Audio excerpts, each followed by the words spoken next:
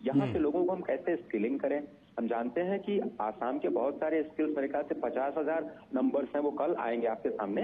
50,000 युवाओं को जापान लेके जाना चाहता है अपने यहाँ काम करने के लिए, सॉफ्ट स्किलिंग के लिए। तो ये भी एक बहुत बड़ा कनेक्ट है आसाम गवर्नमेंट का जापान के साथ में। 16 से ज्यादा जो देशों के चैम्बर्स हैं वो यहाँ पर आ रहे हैं और आसाम की संभावनाओं पर तलाश कर रहे हैं। फूड एंड बेवरेजेस बहुत ही इंपॉर्टेंट सेक्टर के रूप में उभर रहा है। फ्रेग्रेंस एक नया सेक्टर है जिसमें आसाम आपको एक नई संभावनाओं के साथ नजर आएगा।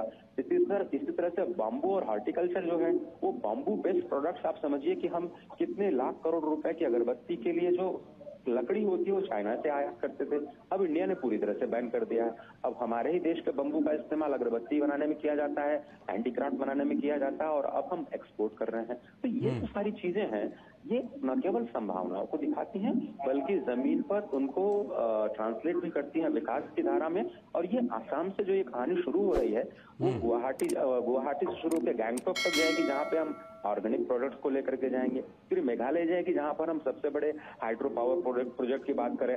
एक चीज और मैं आपको बता दूं, गैस बेस्ड फर्टिलाइजर प्लांट का एक बहुत बड़ी शुरुआत यहाँ पर होने जा रही है, 12.5 मिलियन लाख टन की कैपेसिटी में।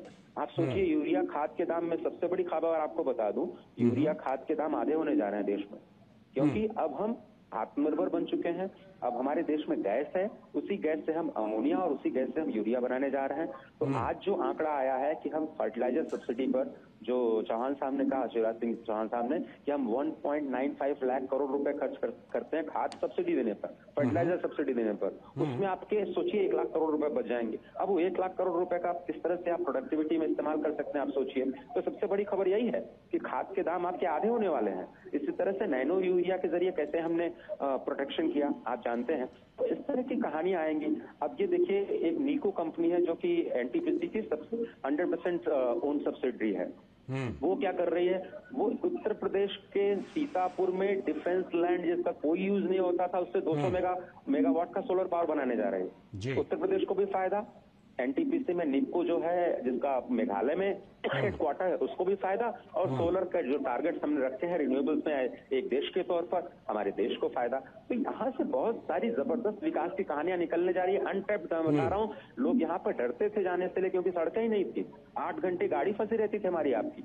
लेकिन अब आप देखिए, 2 घंटे में आप शिलांग चले जाएंगे, 4 घंटे में आप अरुणाचल के रास्ते में होंगे। आप एक दिन एक रात लगा करके आप बिल्कुल आप चाइना बॉर्डर पे जा सकते हैं। गैंगटॉक जाने में आपको केवल एक रात का समय लगेगा। तो ये जो इंफ्रास्ट्रक्चर का विकास हुआ है, मुझे अभी भी याद आता है, अपने साथी से बात कर रहा था, जब अरुणाचल और चाइना में जो सबसे बड़ा पुल बनाया गया, 19 किलोमीटर का पुल, जब प्रधानमंत्री ने उद्घाटन किया था, वहां पे 2 घंटे लोग ढोल और बाजे लगा करके नाच रहे थे उस पुल पे।